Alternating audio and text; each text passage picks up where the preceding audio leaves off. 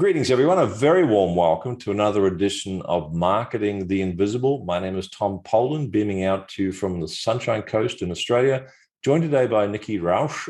Nikki, a very warm g'day from down under. Whereabouts are you hanging out? I am hanging out in the US. I'm in Idaho. I'm actually in Boise, Idaho. I don't know if you know that, Boise, but Idaho. Yeah, I haven't been there, Boise, but Idaho. yeah, heard only good things about Boise. It's Uh, beautiful. it's it is. I've heard that. Folks, now you know where Nikki lives. You need to know what she does. She's the CEO of Sales Maven. She has an absolutely unique ability to transform what is really a very misunderstood process of selling. Going to hear more about that in a moment. She's got more than 25 years experience of selling, working with entrepreneurs, small business owners. A lot of folks like that hire Nikki to show them how to sell successfully. And here's the kicker, but authentically. And a lot of people get themselves all messed up in their brain thinking they have to have some sort of slick, bend themselves out of shape sales process. But Nikki's going to share with you how to do it so you feel like it's really authentic. She's written 3 books. All of them are available on Amazon, worth checking out. The title today is Closing the Sale. Nikki, our 7 minutes starts now. Question number one, who is your ideal client?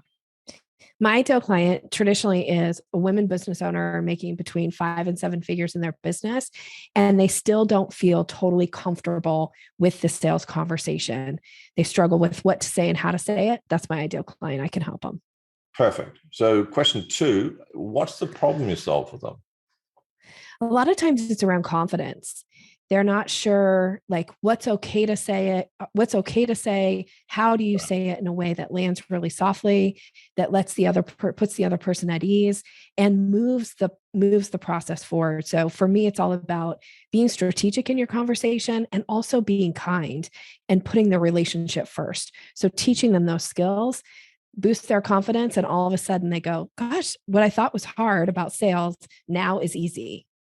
You know, I've been in sales and marketing for 40, more than 40 years. I've never, ever heard anyone use the word kind in that context. That I think is remarkable in itself. Let's talk about question number three is the symptoms, and we've got more than 5.5 minutes left, plenty of time. What's going on in the mind or in the sales meetings of your ideal clients before they find your solution? What's happening where someone can go, oh yeah, that's me. That's what's happening with me. I think a lot of it has to do with that judgment piece. Like, oh, this person's judging me. What if they think, oh, I'm too Oh, aggressive? Or what if they think I'm just going to be a pushover? What if they're going to right. take advantage of me? So a lot of it has to do, I think, with judgment. People are so worried, like, what are they going to think about me? Yeah. Am I going to ruin the relationship? So that is the thing that we got to get rid of, all of that negative internal dialogue.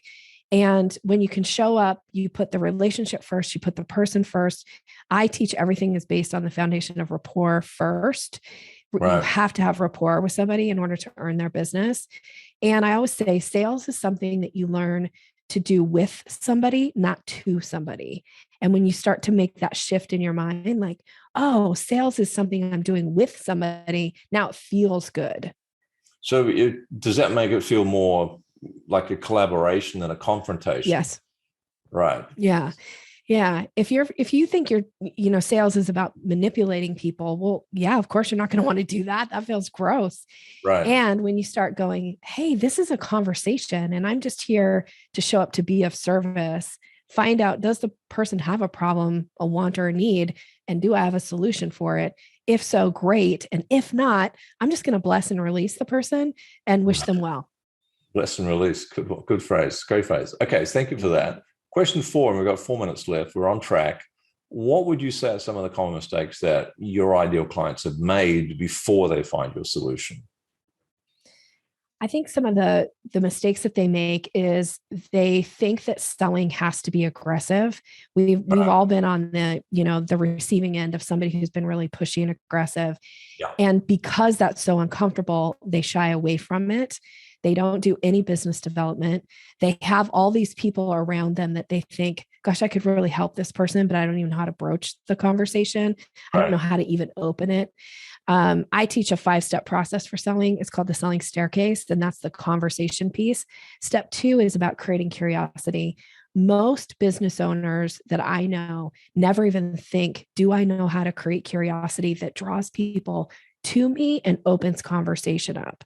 So once you get like comfortable around creating curiosity, you get to talk to more of your ideal clients.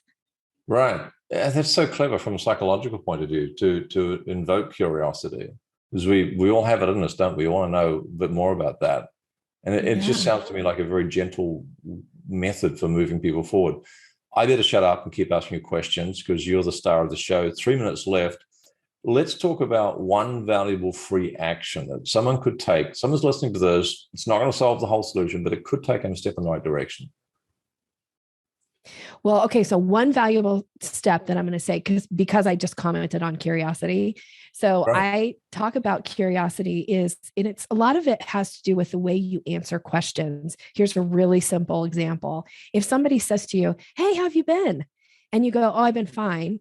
Well, that doesn't create any curiosity. But if you can say something that opens the door for them to want to know more. So instead of like, "Oh, I've been fine," what if you said, "Oh my gosh, I've been great. The podcast is growing every single week. It's been really exciting." That allows the other person to go, "Oh, you have a podcast? What's it about?" Now I get to talk about my podcast. So do something in the way you answer your questions that leads the person to have another question for you. Invokes curiosity. Perfect. Thank you for that. We've got 2 minutes left, 2 questions left. Question number 6 is, do you have a valuable free resource we could direct people to that's going to help them more with their problem? I absolutely do. I have an ebook that's called Closing the Sale, which is the title of our podcast episode as well. And this is going to walk you through some of those steps of the selling staircase, give you some language suggestions. You can get that by going to Your Sales Maven, and Maven is maven.com/invisible. That's for your listeners. Perfect. Thank you for that. Folks, it's www.yoursalesmaven, maven.com/invisible, especially for you as a listener of the MTI podcast. Nikki, that's wonderful. Thank you. Question number 7, last question. We've got 70 seconds left. What's the one question I should have asked you but didn't? Well, the one question that I'm going to offer to the audience, something else that would be really valuable, is most people don't think about your job is to earn somebody's business. And the way that you earn their business is by asking for it. Most people won't decide to hire you unless you give a really specific ask. So never be afraid to say to somebody, "What would it take to earn your business?" Oh, great question. All right. Nikki Rausch, that's just full of gold, full of nuggets. Folks, this is an interview you should go back and listen to and take notes time and again. Nikki, thanks so much for your time and your insights and your wisdom. Thank you for having me. Cheers. Thanks for checking out our Marketing the Invisible podcast. If you like what we're doing here, please head over to iTunes to subscribe, rate us, and leave us a review. It's very much appreciated. And if you want to generate 5 fresh leads in just 5 hours, then check out www.5hourchallenge.com.